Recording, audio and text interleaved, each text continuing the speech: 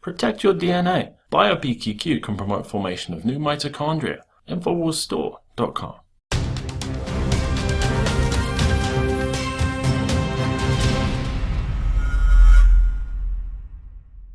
In case you're wondering, the new title for Star Wars Episode VII was just released, and it's going to be called The Force Awakens.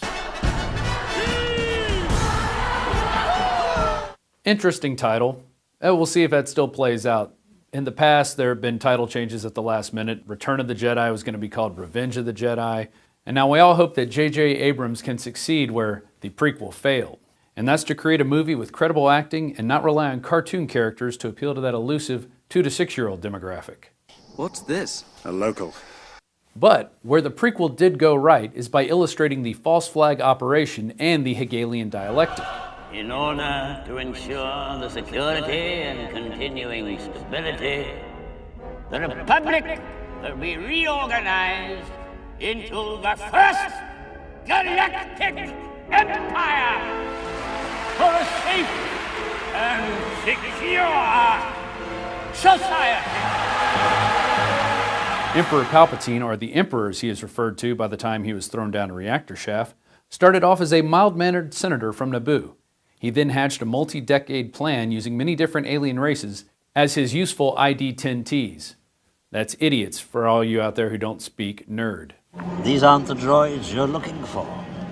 These aren't the droids we're looking for. He secretly initiates the creation of 2 armies, manages to get elected chancellor under the guise of a humanitarian crisis. My first act with this new authority, I will create a grand army of the Republic to counter the increasing threats of the Separatists.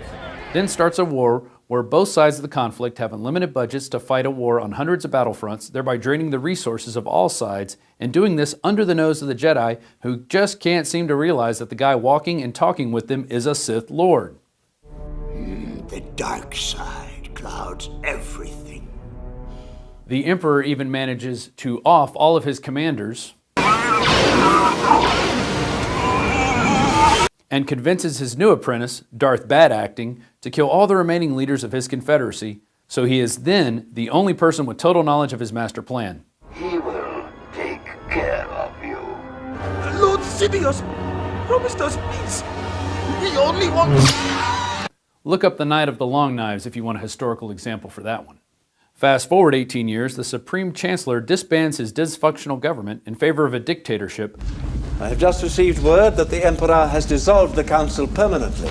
Thus completing a galaxy-wide false flag which started off as a seemingly small planetary trade blockade on his home planet.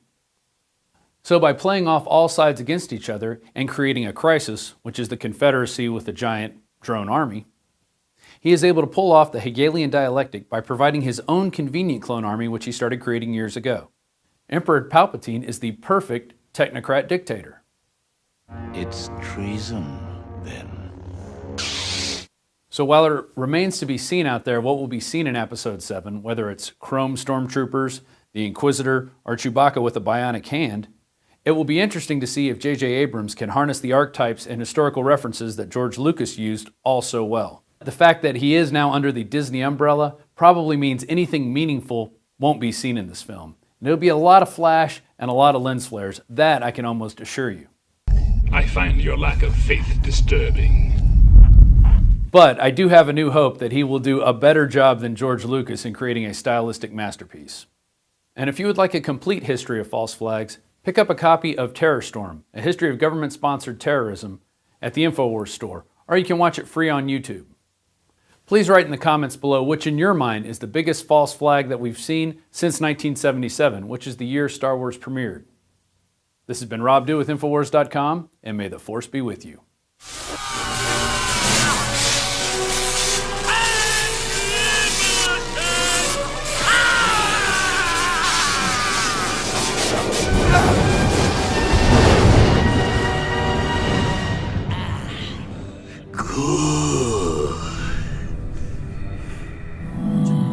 The Force is strong with you. A powerful Sith you will become. Henceforth, you shall be known as Darth Vader. Hi, I'm Shane Steiner. A lot of you have been following my progress using Super Male Vitality. The last 19 weeks has been an incredible experience. I was feeling a little down and lethargic during the holidays, and none of the supplements that I was taking were doing any good. That's when my longtime friend from high school, Alex Jones, introduced me to Super Male Vitality. I was a little skeptical at first. Not only would I have the energy to work out and go to the gym, but it was actually the changes were happening to my body a lot more rapidly. My whole mood, my libido, everything had completely changed. The concentrated organic herbs, they stimulate your natural systems to produce the natural hormones that you need. I just really wanted to bulk up and hit it hard, and I went in for about the first 5 weeks and was lifting heavy weight and just really hitting it hard, and I gained 20 pounds of muscle immediately. Since that, I've decided I was going to lose some weight and slim down. I just changed up my workout a little bit, and 35 pounds came off. Folks, this is not a joke. This is not a gimmick, it's real. Super Male Vitality, available at InfoWarsLife.com.